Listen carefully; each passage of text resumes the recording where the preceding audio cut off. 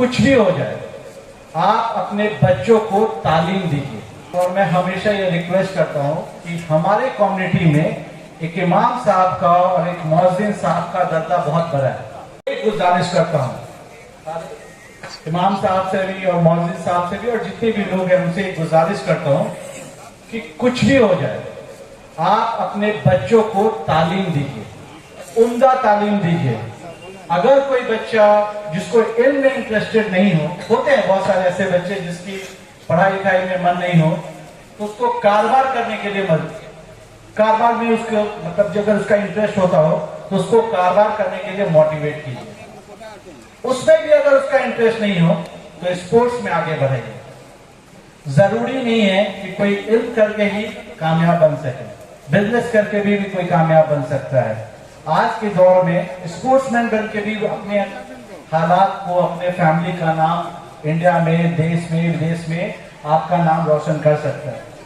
मैं आपको बार बार एक चीज कहना चाहूंगा और मैं हमेशा ये रिक्वेस्ट करता हूं कि हमारे कम्युनिटी में एक इमाम साहब का और एक मुअज्जिन साहब का दर्जा बहुत बड़ा है।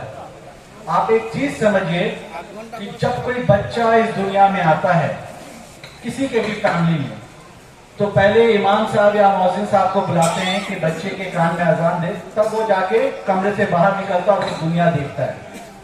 सही बात है।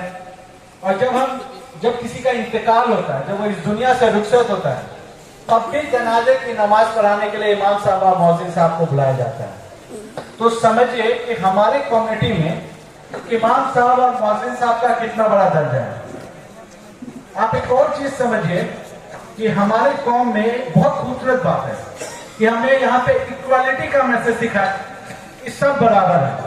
जब आप नमाज पढ़ने जाते हैं तो कोई राजा हो, कोई फकीर हो, कोई डॉक्टर हो, इंजीनियर हो, सबको एक साथ में खड़ा किया जाता है।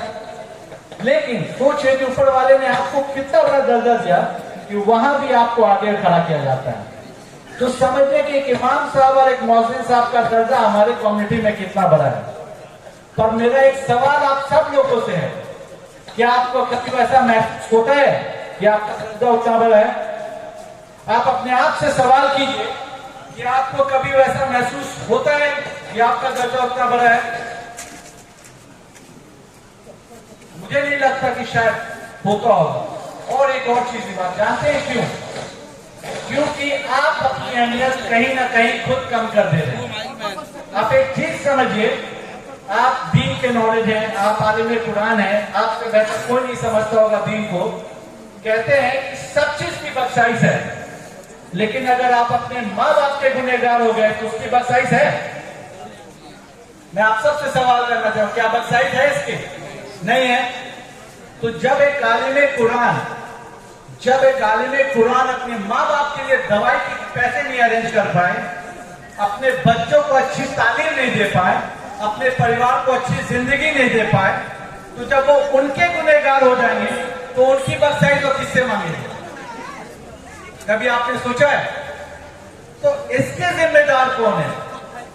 कहीं ना कहीं आपकी चुप रहना ही आपकी इसके जिम्मेदार। उनकी अगर तबियत खराब हो, उनको भी दवा लाना होगा, तो वो क्या उतने पैसे में अपने माँ बाप की अच्छी ट्रीटमेंट करा सकेंगे?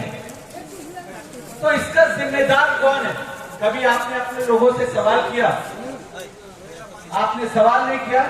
यही रीजन है कि आज इतनी कंडीशन खराब होती जा रही है इमाम साहब और मुअज्जिन साहब की। लोगों को सोचना होगा। सोचिए कि आपकी अहमियत इतनी बड़ी है कि कोई दुनिया में एंट्री नहीं कर सकता, कमरे के बाहर आपकी मर्जी के बिना नहीं निकल सकता, और इस दुनिया से रुखसत तब तक नहीं हो सकता जब तक आप जनाजे की नमाज नहीं पढ़ाते।